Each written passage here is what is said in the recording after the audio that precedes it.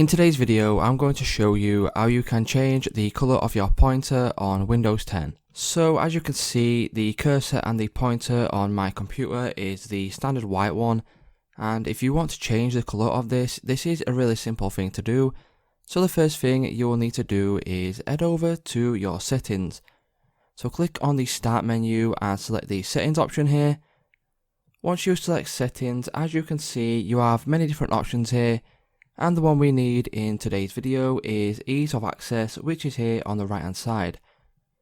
Once you click on ease of access, that will bring up all of these options here.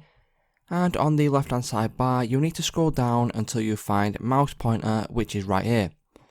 Click on mouse pointer, and as you can see, change the pointer color is right there underneath the pointer size.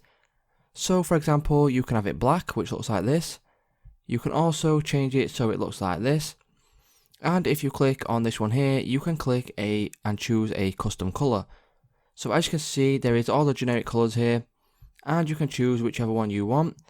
And if you want to pick a custom color on your pointer, you can click on the plus sign here, and it will bring up the color wheel, and you can make it literally whatever color you like.